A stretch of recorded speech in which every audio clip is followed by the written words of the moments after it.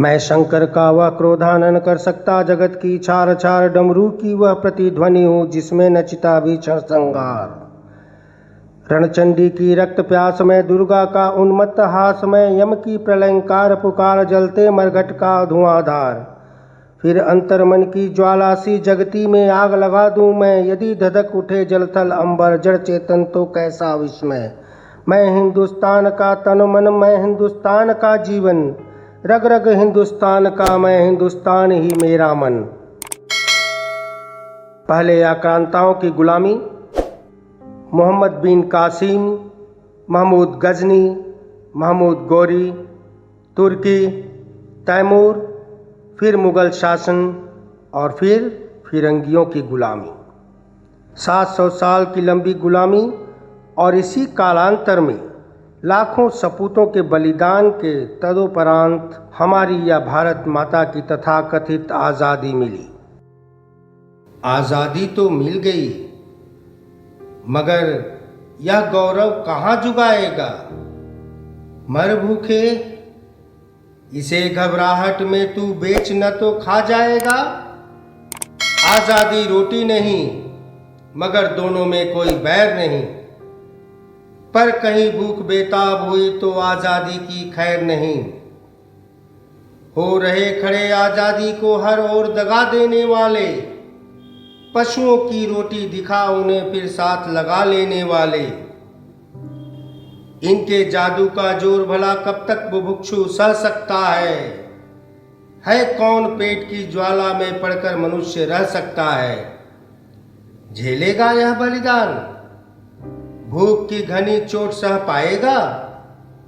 आ पड़ी विपत तो क्या प्रताप सा घास चबा पाएगा।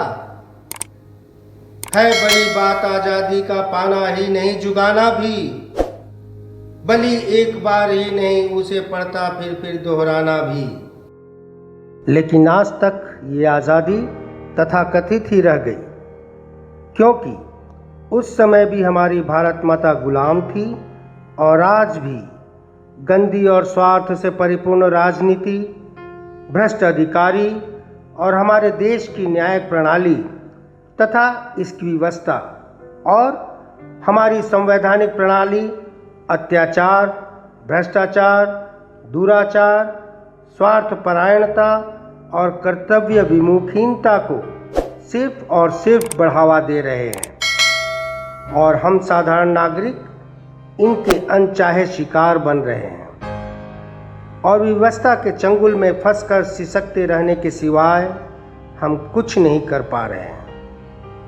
हम यह कतई नहीं कहते कि किसी ने कुछ भी नहीं किया, सभी ने कुछ न कुछ जरूर किया है, लेकिन कुर्सी की लोलुपता में अंधे होकर वोट बैंक और तुष्टीकरण की राजनीति को बहुत ही ज़्यादा प्रोत्साहन दिया है, जिसके फलस्वरूप ये महंगाई, ये गरीबी, ये बेरोजगारी, जंगल की आग की तरह बढ़ती आबादी और सबसे बढ़कर कुछ गिने चुने ताकतवर वर्ग का आवामो खास पर अत्याचार, भ्रष्टाचार और दुराचार दिन दुनी रात चौगुनी बढ़ रहे हैं। कहाँ है वह आज़ादी जिसका सपना भारत माता के वीर और क्रांतिकारी सपूतों ने देखा था और जिसके लिए उन्होंने अपने प्राण भी न्यौछावर कर दिए। आज भी यह आज़ादी ट्रांसफ़र ऑफ पावर बनकर रह गई है।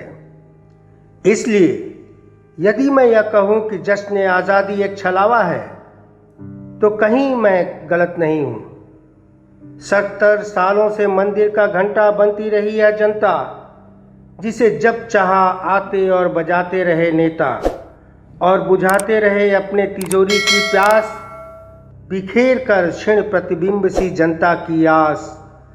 जिनसे लगी रही जनता की बड़ी आस, छीनते रही वह जनता से सुकून की सांस। छलते रहे विकास के नाम पर, दिलाते रहे बड़े बड़े विश्वास। होता रहा उम्र बड़ा इस देश का और कद घट घट कर होता रहा छोटा विकास का। और अब तो तख्ते ताउस लुट चुकी है गंगा, वह भी मैली, रास्ते से मुड़ चुकी है और सोने की चिड़िया कहलाने वाले देश में भिखारन भीख में मांगती रोटी नजर आती है। आजकल एक नया ट्रेंड चला है। 15 अगस्त, 26 जनवरी या 2 अक्टूबर को एक ही गाना भारतवर्ष की फिजाओं में हर ओर गूंजते हुए सुनाई पड़ता है।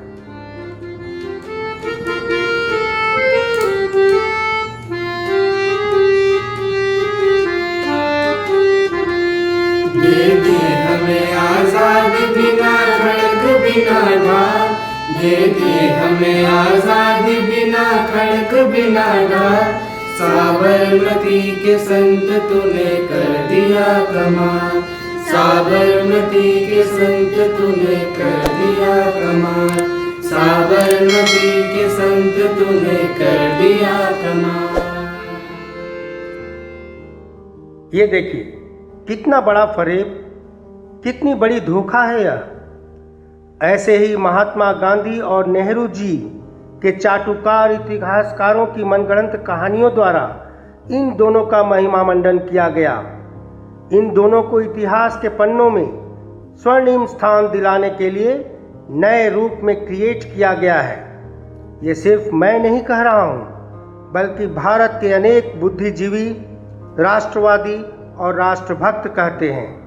यदि किसी से पूछा जाए कि आज़ाद भारत की पहली आज़ाद सरकार के पहले प्रधानमंत्री का नाम क्या है, तो सभी की जुबां पर पंडित जवाहरलाल नेहरू का ही नाम होगा। इसमें किसी की कोई गलती नहीं है, क्योंकि आज़ाद भारत के पहले की सरकारों द्वारा मान्यता प्राप्त कुछ खास किस्म के इतिहासकारों ने अपने रचित इतिहास में यही बताया है। लेकिन यह पूर्णतः सत्य नहीं है।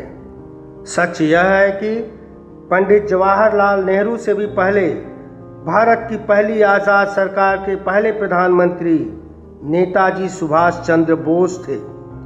ये विदेश मंत्री और रक्षा मंत्री भी थे, लेकिन यह हमें नहीं बताया जाता। आज़ाद भारत के पहले प्रधानमंत्री पंडित जवाहरलाल नेहरू थे, लेकिन भारत की पहली आज़ाद सरकार के पहले प्रधानमंत्री सुभाष चंद्र बोस थे। क्या किसी को मालूम है कि जब हम आज़ादी का जश्न मना रहे थे, उस समय पंजाब और बंगाल में क्या हुआ था? 21 लाख लोगों की जानें गई थीं और इनमें सबसे ज़्यादा पंजाब से थीं। क्या पहले ही कम कुर्बानियाँ दी हैं हमारे सिख भाइयों ने? क्या गांधी जी को इसका अंदाज़ा नहीं था? खूब बखूबी अंदाज़ा था। और यदि वाकई में उन्हें इसका भान नहीं था, तो मानना होगा कि पूरे राष्ट्र के पिता का बेटा पिता का भी चचा बन गया, कि राष्ट्रपिता के नाक के नीचे की ज़मीन को पाकिस्तान बना दिया और राष्ट्रपिता को भनक भी न लगने दी। जब नेता सुभाष चंद्र बोस को कांग्रेस का अध्यक्ष बनाया गया, तब तो गांधी जी अनशन पर बैठ गए। जिस नेहरू को 14 में से 1 वोट भी नहीं मिला था, उनके लिए तो गांधी जी ने कह दिया कि नेहरू जी की हार मेरी हार है, और सरदार पटेल को अपनी कुर्सी छोड़नी पड़ी। लेकिन जब बंगाल और पंजाब में लकीर खींच दी गई, पाकिस्तान बना दिया गया, तब गांधी जी धरने पर क्यों नहीं बैठे? क्या कभी उन्होंने जिन्ना के साथ बंटवारे न होने के लिए बातचीत की? बड़ी आसानी से तो कह दिया था, यदि पाकिस्तान बनेगा तो मेरी लाश पर बनेगा। फिर क्या हुआ? क्यों पाकिस्तान बनते समय इन्होंने मौन धारण कर लिया?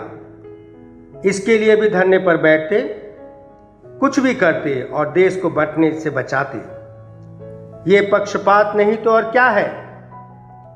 ऐसे महात्मा आज़ादी के पश्चात राष्ट्रपिता कहलाए, और नेहरू जी हमारे बच्चों के चचा यानी हमारे भाई। आश्चर्य, हमें मालूम ही नहीं चला कि राष्ट्रपिता और बच्चों के चचा का रिजोल्यूशन कब बना, और कब महात्मा गांधी हमारे पिता और नेहरू जी हमारे बच्चों के चाचा बन गए। देश की आज़ादी, सुभाष चंद्र बोस और उनकी 45,000 आज़ाद हिंद फौज की सेना, और यदि हम इतिहास के पन्नों को पलटें तो पृथ्वीराज चौहान, महाराणा सांगा, महाराणा कुंभा, राणा प्रताप, महाराजा रंजीत सिंह, पन्नाधाय, शिवाजी, गुरु तेग बहादुर, गुरु गोविंद सिंह, रानी लक्ष्मीबाई, मंगल पांडे, चंद्रशेखर आज़ाद, शहीद भगत सिंह, राम प्रसाद बिस्मिल, उधम सिंह, वीर सावरकर, अशफाकुल्ला खान, गोपाल कृष्ण गोखले, लाजपत राय, सरदार वल्लभ भाई पटेल और ऐसे ही अनेक सपूतों के बलिदान का परिणाम है। वरना देश को टुकड़े करने में महात्मा गांधी और जवाहरलाल नेहरू की लोलुपता ने कोई कसर नहीं छोड़ी। यदि सरदार पटेल और वीर सावरकर आदि जैसे नेता नहीं होते तो देश के और भी टुकड़े होना संभव हो जाता। आज़ादी के इन दीवानों की भावनाएं गर्मजोशी और देशभक्ति से सराबोर होकर एक ही लक्ष्य के साथ परमान चढ़ी।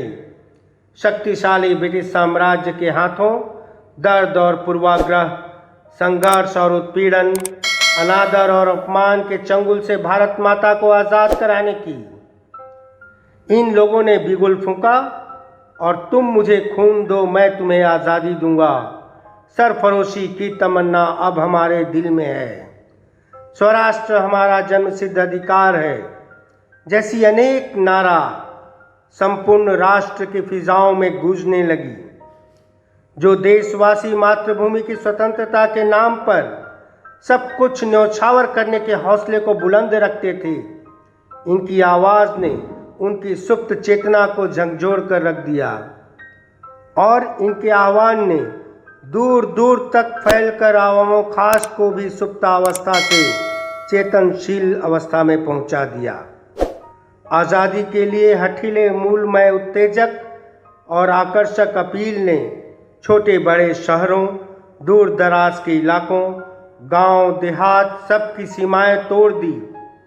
इनकी अपील की ताकत ने युवाओं के साथ सहज ही संवाद बना लिया और कई लोग घर परिवार सुख वैभव को त्याग कर इन लोगों के साथ विश्वास के एक सूत्र में बंधते चले गए जिसका नाम था आज़ादी, भारत माता की आज़ादी। इस ध्वजा की आन विराजे, इस ध्वजा की आन विराजे, मान विराजे, शान विराजे, सम्मान विराजे, आज़ादी के दीवानों में, परवानों में, मस्तानों में। उस भगत का राग जगा दूं जो फांसी पर हंसकर झूल गया, उस अशफाक का विश्वास जगा दूं जो लड़ाई में खुद कूद गया, उस रानी की हिम्मत देखो जो खूब लड़ी मर्दानी थी, उस सुभाष का राग जगा दूं जो लहू में आज़ादी को बोया था, उस शेखर का विश्वास जगा दूं जो खुद की गोली खुद ही खाया था। उस माँ की ममता देखो, उस माँ की ममता देखो, आंखें जिसकी भींगी थीं और इस आज़ादी की लड़ाई में कोख खून से सींची थी। उन बहनों की कुर्बानी देखो जो रणचंडी बन मैदान में कूद गई, आज़ादी को बुनने वालों की मौत भी हंसकर झूल गई। उन वीरों का राग जगा दूं जो हंसकर फांसी पर झूल गए, उन सबका विश्वास जगा दूं जो आज़ादी में डूब गए। इस ध्वजा की आन विराजे, मान विराजे, शान विराजे, सम्मान विराजे, आज़ादी के दीवानों में, मस्तानों में और परमानों में। कई बार इन लोगों की जीत नाउम्मीदी में तब्दील हुई, लेकिन नए यथार्थ के साथ रूबरू होने की प्रबल इच्छाएं आसमां की बुलंदियों को छूने लगीं और तब जाकर भारत को आज़ादी मिली। लेकिन ये कितना दुखद है, कैसी विडंबना है यह कि हम इन सपूतों के बलिदानों को नज़रअंदाज करके सारा श्रेय महात्मा गांधी और श्री जवाहरलाल नेहरू को देते हैं और इन दोनों का महिमा मंडन करते हैं। इसलिए आइए हम बिना किसी भेदभाव के सच्चे हृदय से अपनी श्रद्धांजलि सभी स्वतंत्रता सेनानियों को अर्पित करें और उन फॉरगॉटन सोल्जर्स को नमन करें जिनका नाम इतिहास के पन्नों में भी न आया, और कोशिश करें कि हमारा भारत पुनः सोने की चिड़िया बन जाए, जहां गंगा फिर सही दिशा में बहने लगे और कोई भी भूखा न रहे। यदि ऐसा हो सका तो वह दिन दूर नहीं जब फिजाओं में मीर गालिब, सुर तुलसी, हीर रांझा के गीत गूंजेंगे। तब जाकर सही माने में राम राज्य आएगा और तब गंगा जमुनी तहजीब का जो कॉन्सेप्ट है सार्थक हो पाएगा। लोकप्रिय प्रधानमंत्री और राजनीति के आकाश का ध्रुव तारा श्री अटल बिहारी वाजपेयी के शब्दों में, भारत कोई राष्ट्रभूमि का टुकड़ा नहीं, यह जीता जागता राष्ट्र पुरुष है। यह बंधन की धरती है, अभिनंदन की धरती है। यह अर्पण की भूमि है, यह तर्पण की भूमि है। इसकी नदियाँ हमारे लिए है गंगा, इसका कंकण हमारे लिए है शंकर। हम जिएंगे तो इस भारत के लिए और मरेंगे तो इस भारत के लिए, और मरने के बाद भी गंगा जल में बहती हमारी अस्थियों को कोई कान लगाकर सुने तो एक ही आवाज़ गूंजेगी, भारत माता की जय। जय हिंद, जय भारत, वंदे मातरम।